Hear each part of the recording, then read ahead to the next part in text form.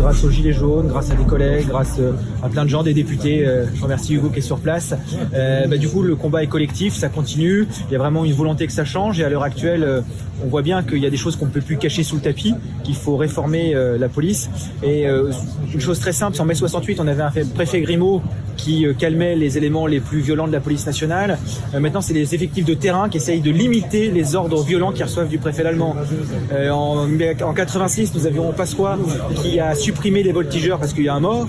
Donc c'est une décision politique réelle et concrète. Monsieur Castaner remet les voltigeurs au goût du jour. Donc en fait, on est complètement en déconnexion par rapport à ce que c'est une police républicaine. Donc il est temps de remettre les choses à leur place. Et j'en profite pour remercier aussi Gérard Miller qui a bien voulu m'accompagner. Et effectivement, j'ai pas besoin d'un avocat pour venir ce jour-là. Plus d'un psychanalyste, je pense que ce sera mieux. Est-ce que vous pensez que vous êtes là parce que vous avez commis des violences policières? Du coup, au service de renseignement, on ne commet pas de violence parce qu'on ne peut pas techniquement en faire. Ce serait très compliqué.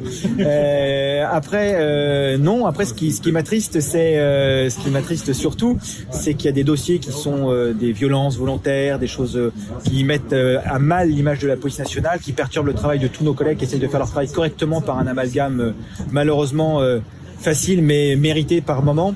Et donc moi je ne sais pas pourquoi je suis là.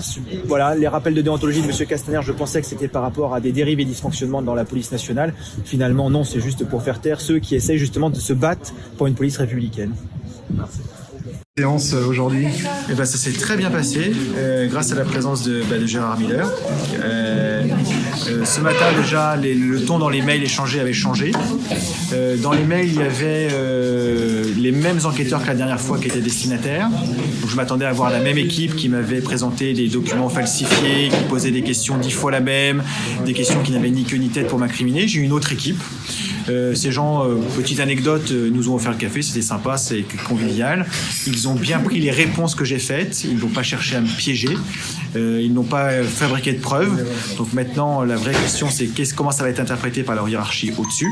Mais sinon, sur l'entretien lui-même, ils ont réellement pris ce que j'ai déclaré. Qu'est-ce qui vous est reproché alors? Alors, ce qui m'est reproché, donc on l'a découvert, donc ça c'était la chose assez amusante. C'est un communiqué du syndicat Vigie qui a été publié le 8 janvier suite à la retraite anticipée de monsieur le directeur général de la police nationale. Et on avait fait une petite bulle en disant monsieur le directeur général, après 110 suicides, la fraude aux élections professionnelles, une gestion catastrophique du maintien de l'ordre, choisit de prendre sa retraite anticipée. On avait précisé qu'en plus il ne voulait même pas bénéficier du super régime des retraites qui allait arriver à la fin de l'année. C'est vraiment dommage.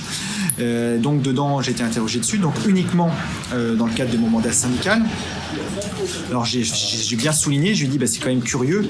Moi, au jour, pour mon activité syndicale, je suis convoqué par la hiérarchie du GIPN, à savoir que ce n'étaient pas les deux personnes que j'avais en face de moi qui m'ont convoqué, mais leur supérieur hiérarchique.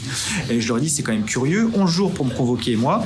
Par contre, des gens qui ont qui ont causé des mutilations ou des blessures sur des personnes innocentes, eux, ça met des fois des mois qu'ils soient auditionnés. Je croyais que la déontologie, je dis que quand M. Castaner a dit qu'il allait rappeler la déontologie aux fonctionnaires de police, je pensais bêtement qu'il parlait de ceux qui pouvaient commettre des crimes et des délits, cette minorité qui salit l'image de tous nos collègues et qui nous empêche de travailler convenablement. Donc non.